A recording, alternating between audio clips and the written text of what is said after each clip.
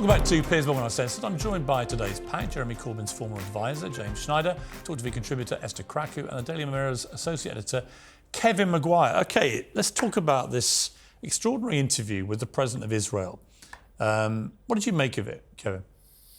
Look, he's hurting. He's head of state. In Israeli politics, he's from the Labour Party. He's a social democrat. Yeah. He believes in a peace process. But the whole country is traumatised, and you can see him striking out. I think where I would take issue with him is on Palestinian casualties in Gaza and also humanitarian aid, which has been absolutely squeezed by Israel. And I think the whole conflict, it depends who you talk to, who you get an answer from, and it's James, so polarised. One of the most powerful pieces I read about this was by Jonathan Friedland in The Guardian, who said, if you go back over the history of this whole conflict, you can find just cause for both sides. And the tragedy is that they've not been able to achieve peace. And you've got to say that what happened on October the 7th has put back any chance of peace in the short to medium term, I would have thought, back to the dark ages. But what is your response to what the President said? Well, there was no prospect for peace, unfortunately, on the 6th of October, let alone on the 7th of October. And that is because Israel has not been involved in a peace process with the Palestinians. I note that the only time Isaac Herzog said the word Palestine was to refer to that being where his father was from when he was fighting. He does believe in a two-state solution. And I would say there's far more chance of peace actually with somebody like him. Well, of if course, he was to become Prime Minister, which he might, than Bibi Netanyahu, who I think is a dead man walking in terms of his political future. Of course. But let me make the point that Netanyahu's policy has been to not go for a two-state solution, to make it impossible through ethnic cleansing in the West Bank and treat it and actually supporting Hamas over the Palestinian Authority. He's on record time and time again talking about that and why it was important to fund them.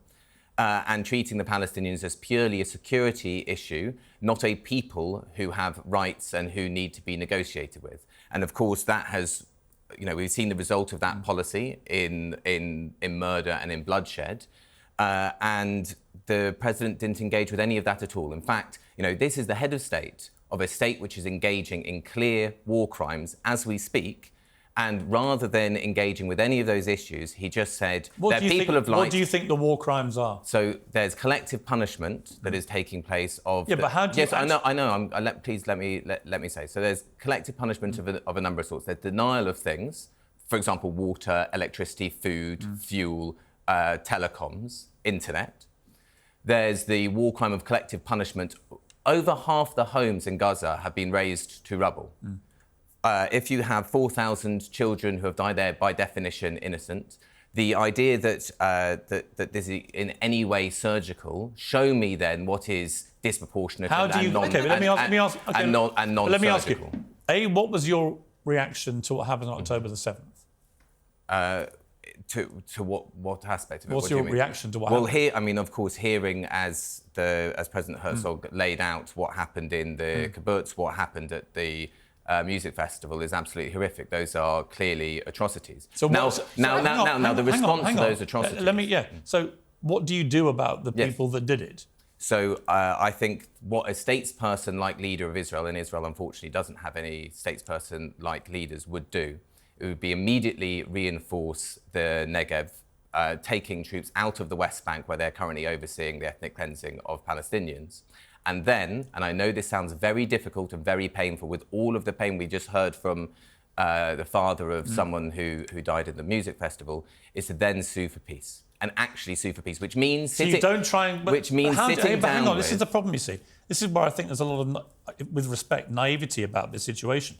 How do you forge peace with Hamas, who are the controlling authority in Gaza, given that they are bloodthirsty by their own proud admission? They boasted about what they did to the world, and they said last week, through their spokesman, we're going to try and do it again and again and again. How do you forge peace with people who committed terror on that level? I think you can turn it around and say exactly the other way. I'm not condoning any of that.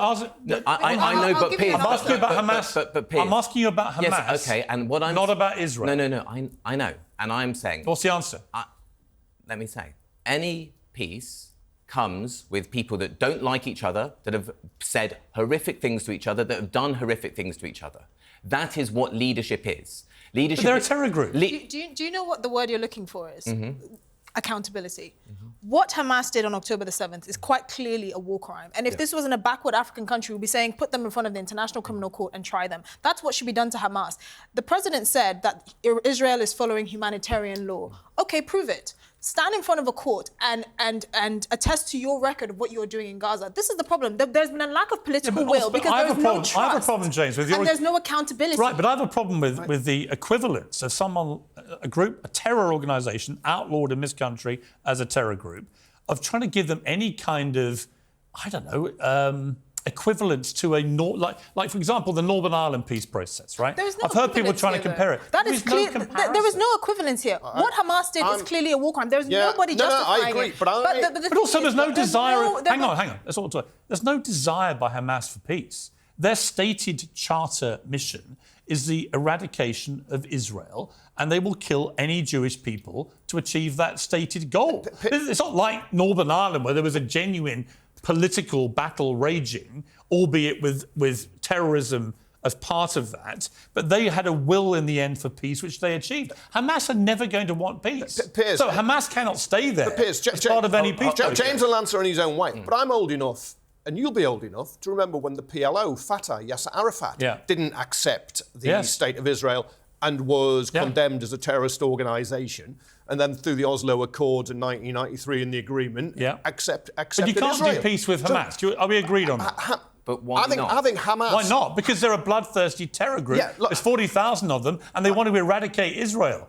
They're not after some cosy political peace. They don't want peace. But Piers, nobody is... right now, nobody is after a cosy political agreement. And the government of Israel, which has many annexationist, far-right politicians speaking with genocidal intent, they don't want... No, they're not speaking with genocidal intent. Well, the one person... He's not the only one. The one person who talked about nuking has been suspended, right? Because they've all... Of course he should be fired. You didn't quote Isaac Herzog's own words back to him, where he said, it's not just Hamas, it's an entire nation that is responsible. That's what he said.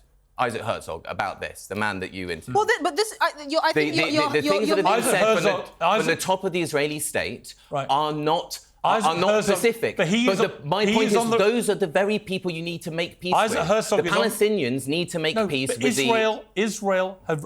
Herzog has been a chief person to do this, have repeatedly talked about wanting a two-state solution. Not Netanyahu. I don't think he can stay as leader. I don't think his people want him to stay as leader. But I definitely don't see any intent by Israel to obliterate Palestine, the Gaza. Really? Oh, no, I don't. You don't. So, what part of... Their mission statement is not to eradicate all Palestinian people. Hamas wants to eradicate Israel. What part of the expansion of the settlements I don't agree with that. Right? What part of that is not obliterating Palestine? What part of the destruction of Gaza now is not obliterating Palestine? Let me respond to you. The illegal settlements, which have been growing and growing, they are completely wrong. They are deeply inflammatory, and they are wrong, and they have to stop, right? But I believe in a two-state solution where you have two sets of people who can live side by side with exactly the same human rights. And the question is, how do you get there? You cannot get there. If you're on the Israel side, you cannot get there with a terror group whose stated mission is the eradication of the whole of Israel. I agree. At least we can agree that on both sides there's been a spectacular failure of political leadership. And because of that, there has been no actual will to even try and negotiate a two-state solution. And they've come quite close, actually. No, but they haven't, because Arafat walked away from what now looks like a very sensible deal. That was over 20 years ago. most Israelis now can't even fathom what a two-state solution would look like, what even the borders would look like. If you want to restore political will, you need to restore accountability and trust. Both parties need to attest to their record before the International Criminal Court, like you would have any African country do. But when it comes to the West and its allies, we're not willing to attest to our record. All right, Kevin, this question of proportionality, it was interesting listening to the president, because they are a nation in trauma.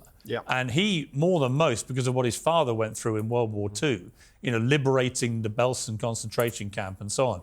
The idea you're going through this horror again in 2023 must be particularly traumatic and horrifying. You have to accept that. If your statement as a country, as theirs is we need to get rid of Hamas, and there are 40,000 of them living in civilian populations, I don't know how else they can do that without the way they're doing it, which involves, horrifically, mass civilian casualties too? No, well, if your aim is to kill every last one and you don't really care about civilians dying to Palestinians, you just see them as somehow collateral damage, then look, as Kim Darroch, the former National Security Advisor, the UK government said, you're creating the next generation of Hamas fighters, terrorists, call them what you like, on the streets of Gaza. Look, it's clearly a breach of international law. On the siege, withholding the food, the water, the power, the medical supplies, killing so many people, that was 70% women and children, clearly non-combatants. It would take a longer military process, and it would also actually take. It needs a political process. Who's going to manage Gaza afterwards? Look, one of the things that Herzog said in the interview was that there was no unsurvivable humanitarian crisis. Before October the 7th, 90% of Gazans didn't have access to clean water. Right, over half of the population was on risk of starving. There's clearly been a humanitarian crisis since 2006. And his denial of that, and most of the people is obviously that are responsible for Hamas were not even born when Hamas came into power. Well, Angelina Jolie's right to a point. Yep. But I mean, has she expressed similar outrage over what happened on October the 7th? No, she hasn't. And my problem is about people who get extremely exercised about the response by Israel, but said absolutely nothing about what happened on October the 7th. And there are lots of them, by the way. And I would ask all these people marching in the pro-Palestine marches, all right, fine, but what did you say about October the 7th? Because if you didn't condemn that, then I'm not listening to you condemning what happened. Because I've been on the marches, I'll continue to go on the marches. And by the way, you're entirely wrong when you say they're shouting jihad. That's just designed to scare people. They've been seen and recorded chanting jihad. There was a Hizb ut-Tahrir splinter off from the main thing. There's a video of it. It's not very many people, and there's a couple. But I've seen many chanted from the river to the sea. that means the eradication of Israel. No, it doesn't. No, it doesn't. Everybody knows it does. No, it doesn't, Piers. It means equal rights and dignity for all. That's not what it means. Yes, it does. It means. You know that's not what it means. No, I don't. And people who try and pretend it doesn't mean the eradication of Israel, they're either deluded, ill-informed, or willfully, deliberately refusing to admit it. I am none of those three things. Right. I'm none of those three things. It does not mean what you are telling people it means. There are Palestinians who are dispossessed and denied between the River Jordan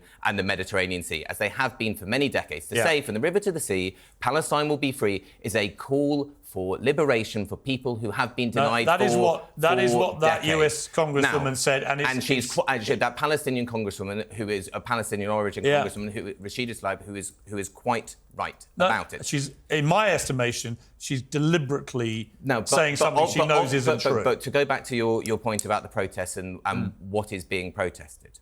The reason why the protests are focused on British support and complicity in Israeli war crimes, and on Saturday will be on US support, as the march is going nowhere near the cenotaph whatsoever, and it's going from Hyde Park to the US Embassy, which is in Battersea, well away from the cenotaph, is because we can have a role in helping end the crimes that are being committed. We have no association whatsoever to Hamas. Okay, but again, what about the role you want to play in the crimes Hamas have committed? You seem to want Hamas to stay there, some peace deal to be done with the terrorists who committed this act of terror. And again, it comes down to, I get your passion for the Palestinians. I share a lot of the views that they've been treated appallingly, right? But I'm sorry, if you don't feel as strongly about getting rid of Hamas after what they did, why should we take you seriously? OK, so the role that we're sitting here in London, and our government provides diplomatic cover and military support for Israel to carry out its war crimes, right?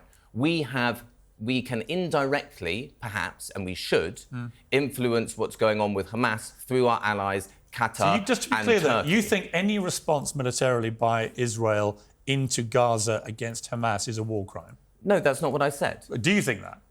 No, I think... By the way, crucially... Piers, I don't think that. I think war crimes are war crimes. I think things which are war crimes in international law. So you're alleging war crimes. Just to be clear, you're alleging war crimes. They've not following the great mass of opinion of international legal scholars. Lots of opinions, but it doesn't make it a fact. Of international legal. Doesn't make it a fact. And it should be tested in court, exactly. That doesn't make it a fact yet. But what military response by Israel would you think is acceptable and not a war crime against Hamas? Things that don't breach war crimes. Like what? attacks on military installations. Actually, I'll even go But further. they would argue all their further. targets, I would and they've go obviously further. made big mistakes, as you do in war. Schools, but they would argue that they're hospitals. We know that Hamas, aid convoys. we know that Hamas journalists, use all these 88 UN Fine. aid workers killed. Fine. These are not We also combatants. know that These Hamas are not military targets. We know that Hamas use hospitals and schools and other buildings of that nature to plan their Do you know what operations this from tells us? because they don't care about civilian This is life. not a problem that can go away with military intervention. And that's Quite the point right. I've been making. Hamas should hang. And you know where they should hang? At The Hague. They shouldn't be hanged with the thousands of innocent women and children that are being crucified at the altar of getting rid of Hamas. All right. By the way, this is not going to get rid of Final Hamas. word, we're going to leave it. Piers, Hamas provides the schools, it provides the hospitals, Exactly. it provides the welfare organisations. It also resistance spent movement much that of the governs it. money I that they've agree. been given on waging terror against the people of Israel. Look, that is inarguable too. I know, I agree with that, but it is not a simple terrorist organisation. Actually, I think it's become that, exactly that. No, it committed. It wasn't to start with, It but committed- they've proven on October the 7th, if they get the chance, they'll kill any Jew they can get their hands on. It committed. And if you're in Israel, you cannot accept that. It committed a terrible atrocity. It was an committed a war absolute crime. horror. It was barbarous. It committed was a war and it should crime. be It's a held terror accountable attack. for it. Yes. But it sounds trite, but two wrongs don't make a right when innocent Yeah, but Palestinians are we being didn't say this slaughtered. about ISIS. We said we've got to get rid of them. No, but Right? here's And the by the thing. way, a lot of civilians died in the And that was world's wrong too. in the world's and there are efforts there are people that to are get calling rid of ISIS. That Look, was wrong too. There are people that are calling for the West to be held to me, accountable for that Hamas too. are now ISIS, Al Qaeda. They're the latest incarnation. They have they're shown all- that on they're all- October the 7th, and they've got to be all different. treated as such. They're all different All right, we've got to leave it there. organisations. Thank you, all of you. It was a good debate. Thank you very much.